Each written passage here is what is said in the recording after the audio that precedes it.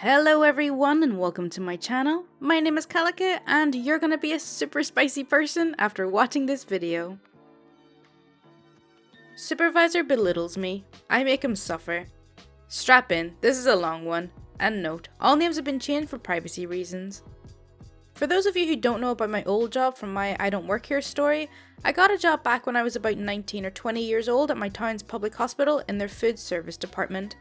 I stayed with the place for 3 years, but it's gone down as one of the worst jobs I ever had for many reasons. Witchy nursing staff, insane hours, overworking me and co-workers, and just overall a very toxic work environment. I went in as a socially awkward girl with no spine for conflict or standing up for myself, and came out a much stronger person because of this place. But there's a particular series of events that led to that. Let me set it up for you. My official title was a food service aide, or aide for short.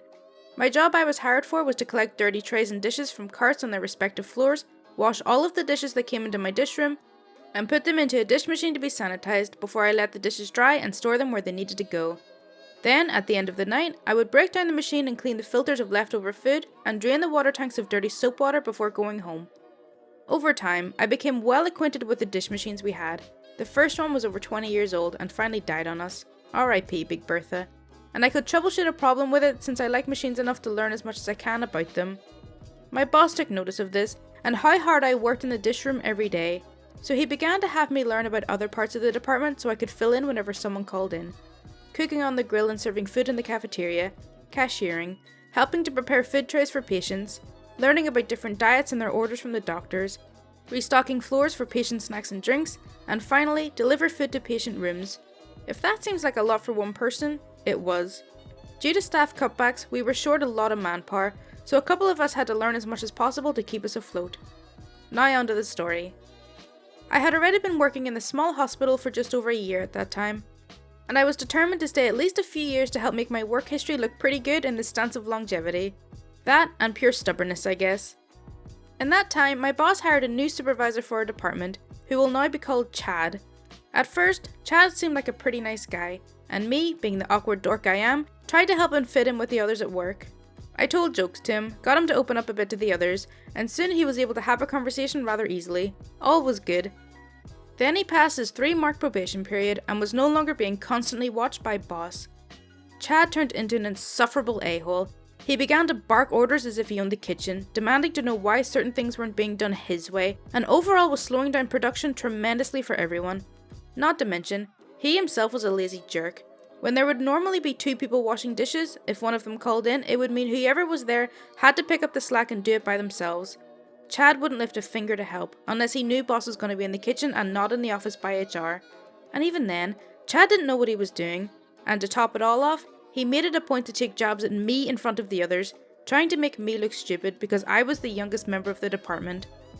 It felt like I had gone back to high school, being the quiet nerdy girl who was picked on for liking things out of the norm, and being laughed at for being weird. I like to draw, love anime and play video games, so when the topic of what are you gonna do in your days off came up, I usually said something like, I'm gonna relax at home and play this game, and do some chores. Then Chad would make a remark like, wow, you play video games? You must not have a life. A-hole. It got to the point where I was so fed up with Chad's bull that I began to grow a bit of a backbone. I was fed up with constantly having anxiety working with him, and hiding in the bathroom sobbing during my shift when he was making my life a living hell. I began to make cracks back at him, and get into yelling matches with him in the kitchen. No sound escaped the doors once they were closed, so no one outside the department heard us. He couldn't fire me, only tell my boss and sign a write-up, which he never did because he saw it as a way of losing to me in our arguments. Anytime he made jokes at me, I threw them right back, and when I knew he was doing something wrong, I would fight back and tell him how it was supposed to be done. This went on for a few months, and then, the final straw. As a dishwasher, you're supposed to take temperatures in the dish machine to ensure it's working properly.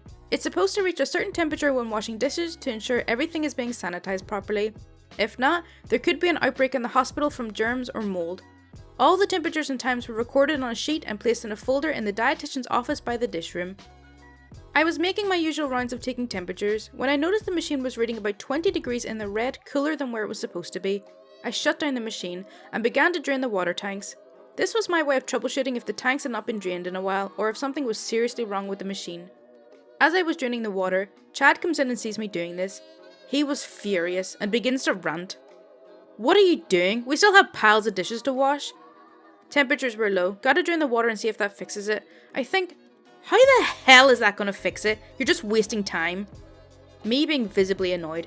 If he had let me finish, I'm seeing if morning shift drained the water or not. If not, then it'll only take 10 minutes to fill the tanks back up. I know the tanks were drained. I drained them myself. I get up and look him in the eye, knowing he was lying since he always asked me to take care of the machines at closing. "Prove it. Show me how." He was about to yell again, when my co-worker Dean in the diet office peers into the dish room. Chad's face turns red, and he gives me a death glare before storming off. I continue to work on the machine, and once the tank's refilled, I initialed all of my temperatures and times on the sheet before returning it back in the office. The day goes by, and after a hellish time on the floor serving patients, I was in the middle of my cleaning duties with the cook and Dean.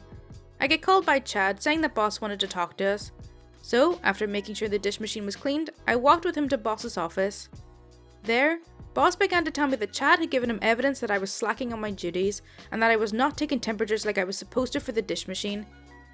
He said that thankfully Chad took the temperatures, but if I wanted to keep them from getting into trouble and to keep the department from getting into legal trouble, I needed to step up and be a team player. He said that I was getting a verbal warning, but if I did this again, I would receive a write-up or possible suspension.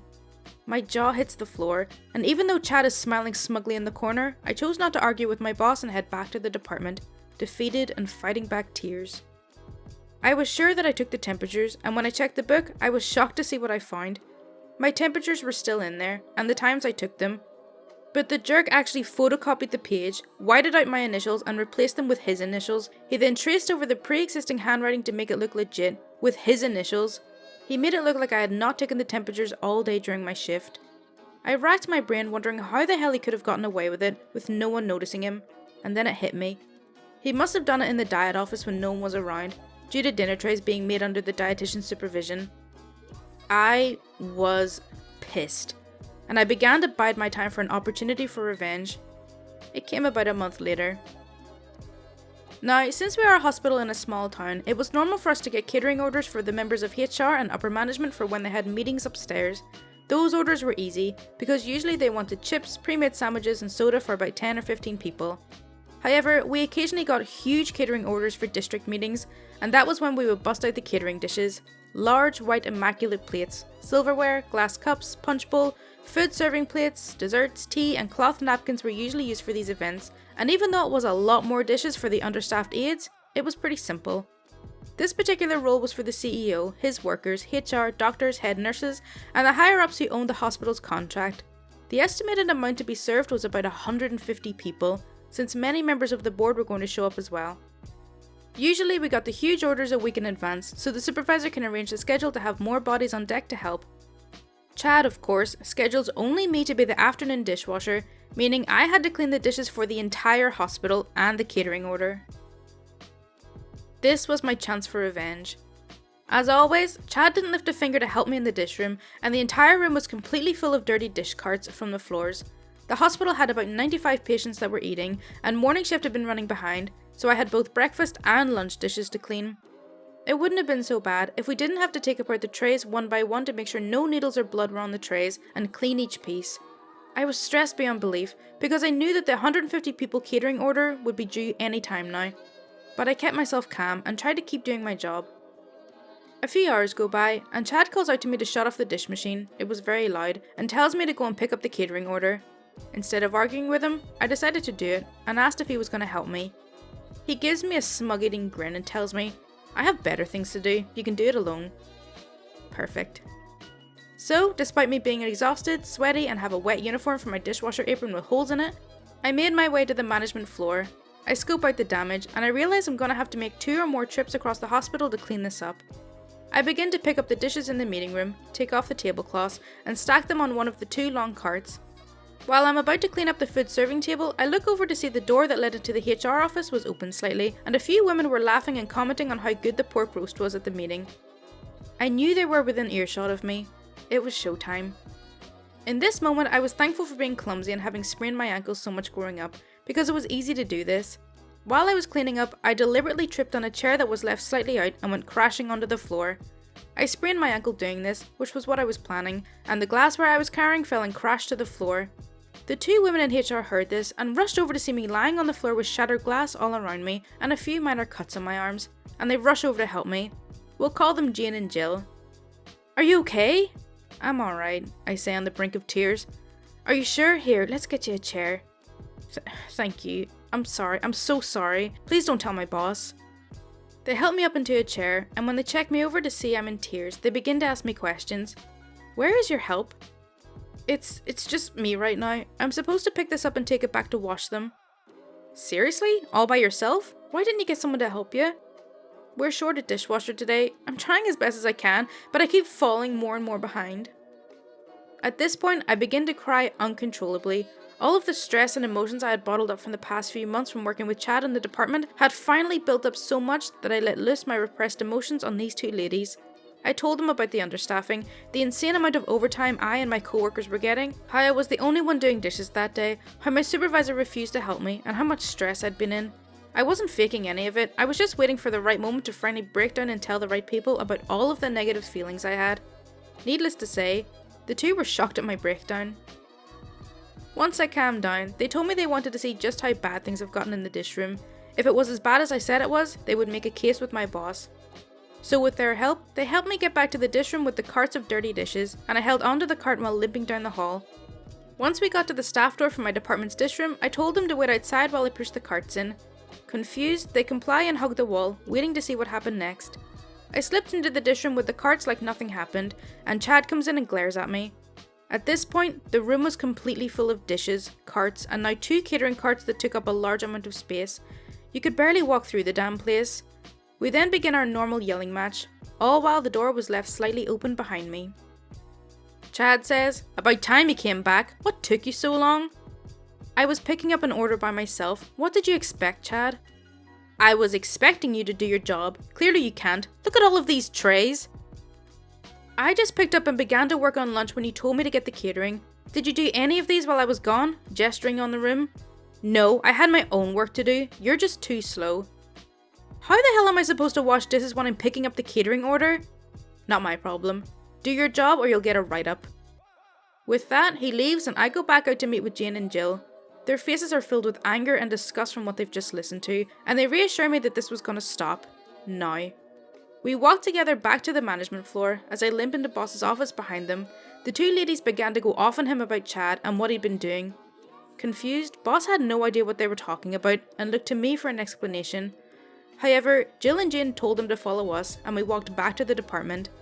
At this point, my ankle was throbbing with intense pain since I sprained it pretty good. When we got to the dish room and opened the door, my boss was appalled at the amount of work that was left for me, and when he heard that there was no second or even third backup dishwasher scheduled, he almost lost it. He called for Chad, and the 4 of us waited in the dietitian's office. While we waited, I told him I didn't want him to lose his job over this, but I wanted him to know how I felt being left with so much work. I really felt this way, but a huge part of me just wanted to see him suffer. When Chad walked in to see me and the 3 powerful people with me, his face turns pale, but his normal smug-talking face is replaced with one of fake concern and confusion. Though, his act fails, as Boss began to demand why he didn't schedule someone to help me. He told Boss he'd been helping me as much as he could today, but Jane and Jill stop him and repeat what he told me before. Boss is disgusted, and he looks to Chad after discussing the situation more. This is what's gonna happen. OP hurt herself cleaning up the catering, so she's gonna go home for the day and will be off for 2 days. She can't go home, we're short-staffed. That was your fault, not hers. She's not gonna suffer because you screwed up. But, also, I don't care how much overtime this accrues, you're staying after. What for?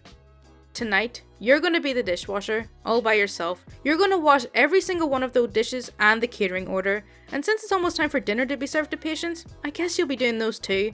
If you leave anything for morning crew to clean up, and if the department isn't cleaned like it's supposed to, consider yourself fired. Once he said that, I was sent home for the day, and the 3 continued to tear Chad a new one as I limped out the door. When I got back to my car, I was smiling so much that my cheeks were hurting all the way back to my house. The epilogue. After I got back from my 2-day break, I noticed that there were empty slots open on the schedule that said new hire, but no hours. It seemed that after the talk, HR decided to grant us new hiree slots to help with our understaffing, but the slots were still empty. I also found out something that was just icing on my beautiful revenge cake. I found out from Dean that Chad had to stay until about midnight cleaning the entire load of dishes that he let pile up on me. And the next day, he even helped the one person he scheduled for morning dishes to clean up breakfast, since he scheduled himself to work the morning shift. But the cherry on top was that when there were large catering orders, Chad had to set up then clean the orders from then on, since he was convinced it could all be done by one person. So when he was cleaning a large catering order by himself in the dish room and I walked by about to get ready to serve dinner to patient rooms, he stops me. He then asked me if I minded staying back in to help him, since there was so much of that catering order left to clean up. I smiled and simply said, "Not my problem. Do your job." Boom. Very well done. Okay, so that's all for r/ProRevenge. I really hope you did enjoy it. As always, if you do want to see more content like this, then please do subscribe. My Twitter, Discord, and Patreon links are in the description, and any support is greatly appreciated. Thank you so much for watching.